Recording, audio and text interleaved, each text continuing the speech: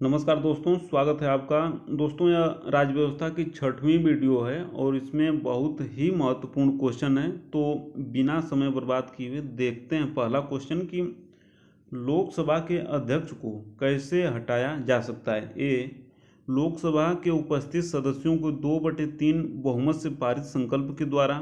B, Lok Sabha के सभी सदस्यों के बहुमत से पारित संकल्प के द्वारा। सी, प्रधानमंत्री की सिफारिश पर राष्ट्रपति के द्वारा।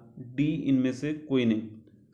दोस्तों, इसका आंसर हो जाएगा बी, लोकसभा के सभी सदस्यों के बहुमत से पारित संकल्प के द्वारा लोकसभा के अध्यक्ष को हटाया जा सकता है। और लोकसभा के जो अध्यक्ष महोदय हैं, अगर ये अपना इस्तीफा स्वयं अपनी इच्छानुसार देना चाहते हैं तो किसे देंगे, यह भी प्रश्न बन सकता है। तो इसका आंसर हो जाएगा कि लोकसभा के उपाध्यक्ष को। लोकसभा के उपाध्यक्ष को वैसे जैसे राष्ट्रपति महोदय अगर अपना इस्तीफा देना चाहते हैं तो किसे देंगे, आंसर हो जाएगा कि उपराष्ट्रपति को। और उपराष्ट्रपति महोदय अपना इस्तीफा किसी को देना चाहते हैं तो किसे देंगे, तो हो जाएगा राष्ट्रपति महोदय को। तो उसी तरह ये भी है।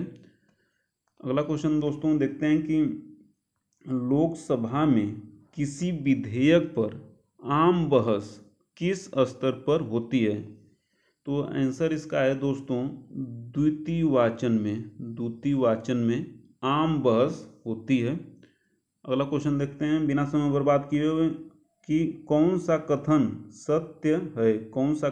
सत्य है। संविधान के अनुच्छेद 7(9) के अनुसार संसद केवल लोकसभा एवं राज्यसभा से मिलकर बनती है। दोस्तों, यह स्टेटमेंट गलत है, क्योंकि हम जानते हैं कि संसद लोकसभा, राज्यसभा प्लस राष्ट्रपति महोदय यानी कि 3 लोगों से मिलकर बनती है। क्योंकि जब लोकसभा और राज्यसभा के बाद विधेयक जब पास हो जाता है यहाँ से, तो राष्ट्रपति महोदय के पास जाता है और जब वो सिग्नेचर करते हैं तब वो विधेयक अधिनियम बन जाता है, यानी कानून बन जाता है। अगला स्टेटमेंट है कि सभी 8 संघ राज्य क्षेत्रों का राज्यसभा में प्रतिनिधित्व है। यह भी क्वेश्चन दोस्तों गलत है, क्योंकि सभी का नहीं है, केवल 3 का है। किसका 3 का है? 3 का है दोस्तों। एक तो हो गया दिल्ली, दूसरा हो गया पुडुचेरी का, तीसरा भी जो नया बना है केंद्र शासित प्रदेश जम्मू एवं कश्मीर। तो एक केवल 3 का ही राज्यसभा में प्रतिनिधित्व है, बाकी 5 का नहीं है। और यह ध्यान रखना है कि इस समय वर्तमान में संघ राज्य क्षेत्र कितने हैं, तो अब 8 हो गए हैं, पहले 7 थे। अगला क्वेश्चन कि निर्वाचन झगड़ों का निर्णय करना मुख्य निर्वाचन आयुक्त का कार्य है। यह भी गलत है, क्योंकि निर्वाचन झगड़ों का निर्णय करना एक काम है न्यायालय का काम है। 3 गलत होंगे, चौथा सही होगा। चौथा है कि संविधान की 4वीं अनुसूची में राज्यसभा में स्थानों का आवंटन है। तो ये सही है दोस्तों, क्योंकि संविधान की 4वीं अनुसूची में यह उल्लिखित है कि किस राज्य से या किस केंद्र शासित प्रदेश से कितने लोग राज्यसभा में जाएंगे। जैसे कि यूपी की बात करें तो यूपी में 31 लोग राज्यसभा में जाते हैं। तो बहुत ही महत्वपूर्ण क्वेश्चन है दोस्तों। अगला देखते हैं। अगला है कि लोकसभा के प्रथम अध्यक्ष कौन थे। लोकसभा के प्रथम अध्यक्ष कौन थे? आंसर हो जाएगा ए, जीवी मालवंकर। उनको ध्यान इसलिए भी रखना है कि जीवी मालवंकर महोदय प्रथम लोकसभा के अध्यक्ष थे जिनके विरोध में अविश्वास प्रस्ताव आया था इनको हटाने के लिए। तो इस तथ्य को भी ध्यान रखना है। देखते हैं अगला क्वेश्चन कि कौन सा कथन सत्य है। ए, जो व्यक्ति जिस राज्य से राज्यसभा का चुनाव लड़ना चाहता है उसका उसी राज्य के मतदाता सूची में नाम होना चाहिए। यह दोस्तों गलत है, क्योंकि इंडिया के किसी भी मतदाता सूची में आपका नाम है तो इंडिया के किसी भी राज्य से आप राज्यसभा का चुनाव लड़ सकते हैं। अगला है कि राज्यसभा का चुनाव लड़ने की न्यूनतम आयु 25 वर्ष है। दोस्तों यह भी गलत है, क्योंकि ये 25 वर्ष नहीं है बल्कि न्यूनतम आयु 30 वर्ष है।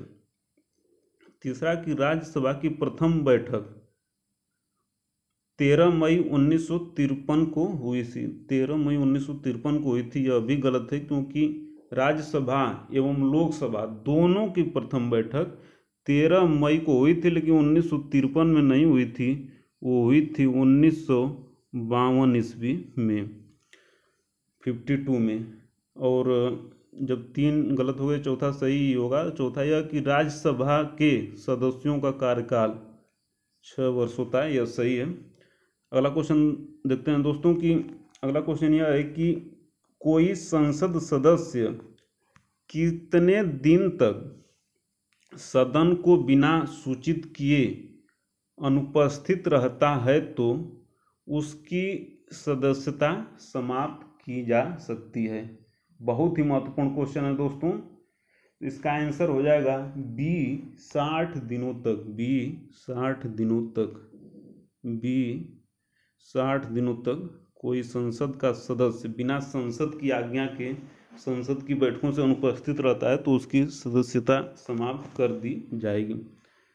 अगला क्वेश्चन देखते हैं दोस्तों। अगला क्वेश्चन है कि किस अनुच्छेद में संसद के सदस्यों के विशेषाधिकार का उल्लेख है। दोस्तों आंसर हो जाएगा इसका डी 105। डी 105 अनुच्छेद में संसद के सदस्यों के विशेषाधिकार का उल्लेख है। अगला क्वेश्चन है दोस्तों कि संसद के अधिकारियों में कौन शामिल नहीं है। बहुत ही महत्वपूर्ण क्वेश्चन है दोस्तों, बहुत बार पूछा गया है।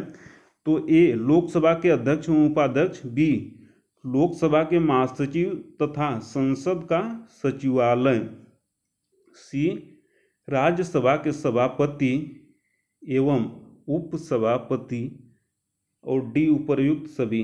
आंसर दोस्तों इसका डी है, उपर्युक्त सभी। उपर्युक्त सभी का मतलब कि ये सभी लोग संसद के अधिकारियों में शामिल हैं। इन सबको ध्यान में रखना है, क्योंकि कभी क्वेश्चन इनमें से दे देगा 3-4 और पूछ देगा कि कौन है या कौन नहीं है, संसद के अधिकारी कौन नहीं है। अगला क्वेश्चन देखते हैं दोस्तों कि अगला क्वेश्चन है कि अनुच्छेद 253 के तहत अंतर्राष्ट्रीय संधियों को भारत के किसी भाग या संपूर्ण भारत में लागू करने के लिए संसद कोई भी कानून बना सकती है, सभी राज्यों की सहमति से, 2/3 राज्यों की सहमति से, संबंधित राज्य की सहमति से, बिना किसी राज्य की सहमति से। दोस्तों इसका आंसर हो जाएगा डी बिना किसी राज्य की सहमति से। और इस तत्व को ध्यान रखना है, अनुच्छेद भी ध्यान रखना है। 253 में ऐसा कहा गया है, और मेंस में क्वेश्चन लिखते समय इसका उल्लेख कर देना है कि केंद्र अधिक शक्तिशाली हो जाता है संकट के समय, और यह जरूरी भी है, केंद्र का शक्तिशाली होना जरूरी है, क्योंकि हम इतिहास में देखे हैं कि जब जब केंद्र में मजबूत सत्ता नहीं रही है तब तब भारत पर विदेशी आक्रमण हुआ है। अगला क्वेश्चन देखते हैं दोस्तों। शून्यकाल किस देश की संसदीय व्यवस्था की देन है। शून्यकाल किस देश की संसदीय व्यवस्था की देन है दोस्तों। आंसर इसका हो जाएगा इसका सी भारत। शून्यकाल भारत की संसदीय व्यवस्था की देन है और विश्व को महत्वपूर्ण देन है। और शून्यकाल चूंकि देखिए कब शुरू होता है, तो ये तो भारत की देन है। कब शुरू होता है, तो ये 12 बजे से शुरू होता है, कब तक चलता है, 1 बजे तक चलता है। 1 बजे तक चलता है। और ये चूंकि देखिए 12 में 00 यानी शून्य लगाया, इसलिए इसको शून्यकाल कह दिया जाता है। और इसमें 2 बातें और महत्वपूर्ण है कि लोकसभा में शून्यकाल में लोकसभा में अधिकतम 20 मामले उठाए जा सकते हैं और राज्यसभा में अधिकतम 7 मामले उठाए जा सकते हैं। लोकसभा में अधिकतम 20 मामले शून्यकाल में उठाए जा सकते हैं, राज्यसभा में अधिकतम 7 मामले उठाए जा सकते हैं। इन सभी तथ्यों को भी ध्यान में रखना है। अगला क्वेश्चन दोस्तों यह कि संसद के दोनों सदनों की संयुक्त बैठक की अध्यक्षता कौन करता है। संसद के दोनों सदनों की संयुक्त बैठक की अध्यक्षता कौन करता है। दोस्तों इसका आंसर हो जाएगा सी, लोकसभा का अध्यक्ष। लोकसभा के अध्यक्ष महोदय संसद के दोनों सदनों की संयुक्त बैठक की अध्यक्षता करते हैं। और अनुच्छेद पूछ सकता है दोस्तों, संयुक्त बैठक किस अनुच्छेद में है यह भी ध्यान रखना है। तो अनुच्छेद 108 में है। और दोस्तों एक बात और ध्यान रखना है कि संसद की जो संयुक्त बैठक है अब तक केवल 3 बार ही हुई है। और एक फैक्ट और है कि संयुक्त बैठक हो गई तो इसमें लोकसभा के भी और राज्यसभा के दोनों हैं, तो ये साधारण बहुमत से ही यहाँ अगर पारित हो गया कोई प्रस्ताव तो पारित माना जाएगा, यानी कि प्रस्ताव पारित हो जाएगा। केवल साधारण बहुमत से पारित होना जरूरी है, 2/3 से पारित होना जरूरी नहीं है। इन सभी तथ्यों को भी ध्यान रखना है। देखते हैं अगला क्वेश्चन। अगला क्वेश्चन यह है कि धन विधेयक के अतिरिक्त विधेयक जो विधानसभा ने प्रथम बार पारित कर दिया हो तो विधान परिषद में कितने माह तक पड़ा रह सकता है। विधान परिषद में कितने माह तक पड़ा रह सकता है। दोस्तों इसका आंसर हो जाएगा 3 माह से अधिक नहीं, यानी कि 3 माह तक ही वो विधान परिषद में पड़ा रह सकता है।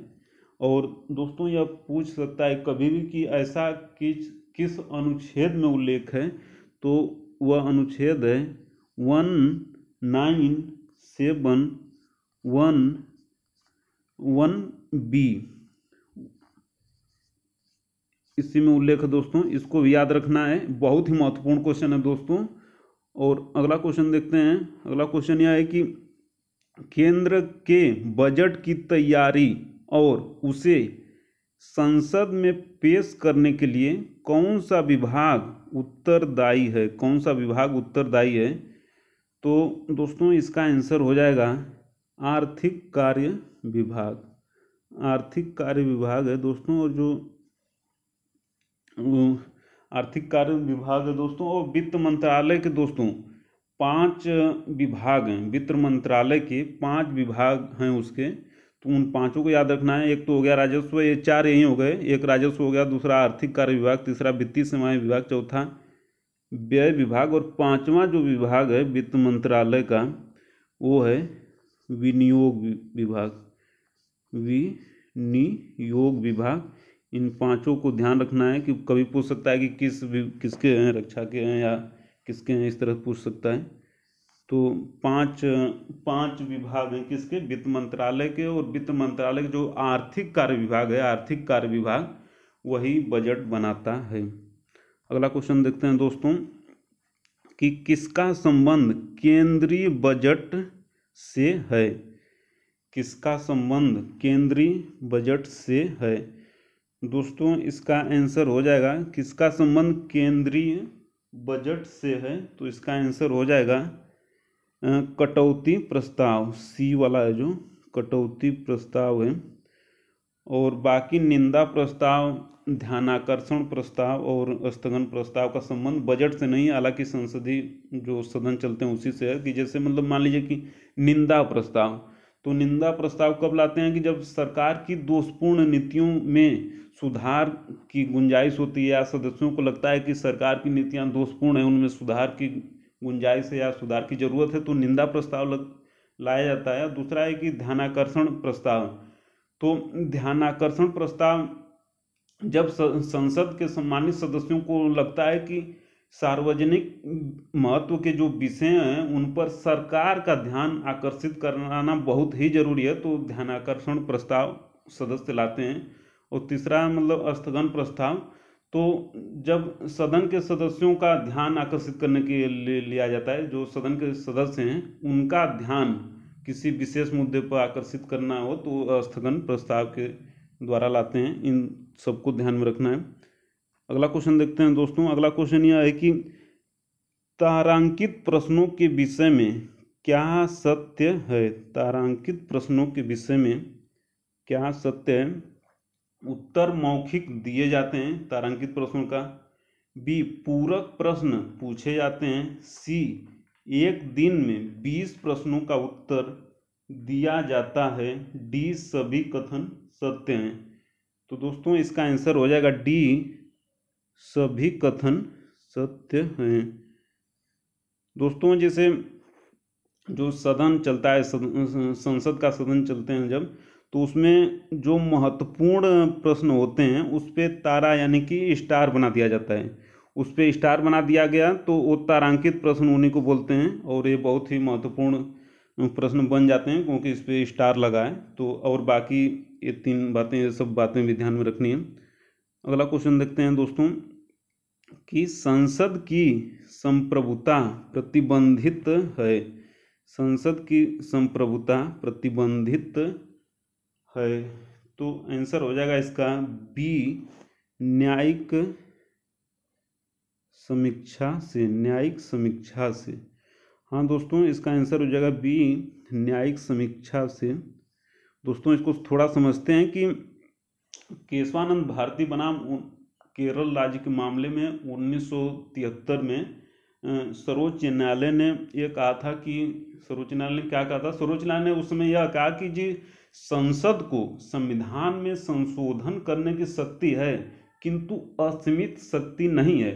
वो संविधान के जो मूलभूत ढांचा है उसमें संशोधन नहीं कर सकती है, बाकी में कर सकती है। और संसद ने वो इसी केशवानंद भारतीवाद में ही ये कहा था। और देखिए दोस्तों ब्रिटेन की संसद से संदर्भ में एक समझ लेते हैं, यहाँ पे थोड़ा कॉन्सेप्चुअल है कि ब्रिटेन की जो संसद है वो संप्रभु है क्योंकि वहाँ पे कोई जुडिशियल रिव्यू की व्यवस्था नहीं है। यानी कि संसद ने, ब्रिटेन की संसद ने जो भी कानून बना दिया फिर उसको कोई रोक लगाने वाला नहीं है, और क्योंकि वहाँ न्यायिक पुनर्विलोकन यानी कि जुडिशियल रिव्यू की व्यवस्था है ही नहीं। और भारत में जुडिशियल रिव्यू की व्यवस्था है। संसद ने कोई ऐसा कानून बनाया जो सर्वोच्च न्यायालय को लगता है कि यह संविधान के मूलभूत ढांचे, बेसिक इस इंफ्रास्ट्रक्चर के विरोध में है, तो उसको रोक सकती है, उसको कानून को जीरो, शून्य घोषित कर सकती है।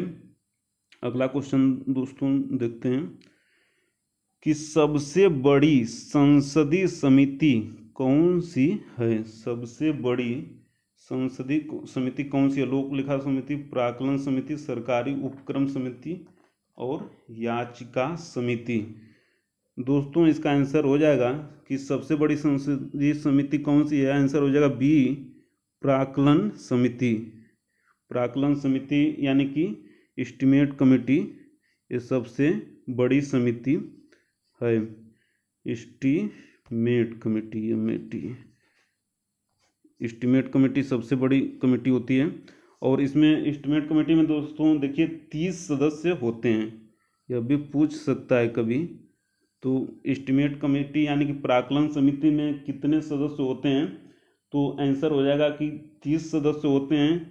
दूसरा क्वेश्चन यह बन सकता है कि इसमें राज्यसभा के सदस्य होते हैं या नहीं। तो दोस्तों बहुत महत्वपूर्ण फैक्ट यह है कि प्राक्कलन समिति में राज्यसभा के सदस्य नहीं होते, यानी कि जो 30 सदस्य होते हैं प्राक्कलन समिति में वो सभी के सभी लोकसभा से ही होते हैं। और एक अन्य फैक्ट यह भी है कि प्राक्कलन समिति का सदस्य कोई मंत्री नहीं हो सकता है, यानी कि मंत्री इसका सदस्य नहीं होता है। और एक महत्वपूर्ण फैक्ट यह है कि इसका कार्यकाल 1 साल का होता है। इन सभी तथ्यों को ध्यान में रखना है दोस्तों। अगला क्वेश्चन देखते हैं। अगला क्वेश्चन है कि संसद की अधिकांश समिति के सदस्यों को लोकसभा एवं राज्यसभा से क्रमशः किस अनुपात में लिया जाता है। तो इसका आंसर हो जाएगा ए 2/1 की। जैसे कि जो अस्थाई समितियां होंगी, तो मान लीजिए कि एक लोक लेखा समिति है, पब्लिक अकाउंट कमेटी है जो, तो इसमें कितने सदस्य होते हैं, तो जानते हैं हम कि 22 होते हैं। और 15 हो गए लोकसभा से, और राज्यसभा से कितने होते हैं, 15 7 22, तो 7 राज्यसभा से होते हैं। तो देखिए यही है लगभग कि 2/1 लगभग है। तो वही है कि संसद की अधिकांश अस्थाई समिति के सदस्यों को लोकसभा एवं राज्यसभा के क्रमशः किस अनुपात में लिया जाता है। आंसर हो जाएगा ए 2:1 में। इसको ध्यान रखना है दोस्तों, बहुत ही महत्वपूर्ण फैक्ट है। अगला देखते हैं। अगला क्वेश्चन कि संसद की वित्तीय समिति कौन सी है। संसद की वित्तीय समिति कौन सी है? सार्वजनिक लेखा समिति वही है। सार्वजनिक लेखा समिति का मतलब पब्लिक अकाउंट कमेटी पीएससी, और प्राक्कलन समिति वही प्राक्कलन समिति मतलब एस्टीमेट कमेटी, और सार्वजनिक उपक्रम समिति। दोस्तों संसद की वित्तीय समिति कौन सी है? आंसर हो जाएगा डी तीनों। सार्वजनिक लेखा समिति यानी पीएससी, बी प्राक्कलन समिति, सी सार्वजनिक उपक्रम समिति। आंसर हो जाएगा इसका डी। तो अगला क्वेश्चन देखते हैं। अगला क्वेश्चन यह है कि सही सुमेलित नहीं है। सही सुमेलित नहीं है। विभागीय समितियां स्टैंडिंग कमेटी तो सही सुमेलित नहीं है। तो विभागीय समितियां स्टैंडिंग कमेटी दोस्तों यह सही सुमेलित है। और बी है याचिका समिति। याचिका समिति, कार्यकारी समिति, यह भी सही सुमेलित है क्योंकि यह कार्यकारी समिति है। तीसरा की लोक लेखा समिति वही पीएससी, यह भी वित्तीय समिति, यह भी सही सुमेलित है। डी लोक उपक्रम समिति। लोक उपक्रम समिति दोस्तों यह गलत है क्योंकि यह कार्यकारी समिति नहीं है बल्कि यह वित्तीय समिति ही है। लोक उपक्रम समिति वित्तीय समिति ही है।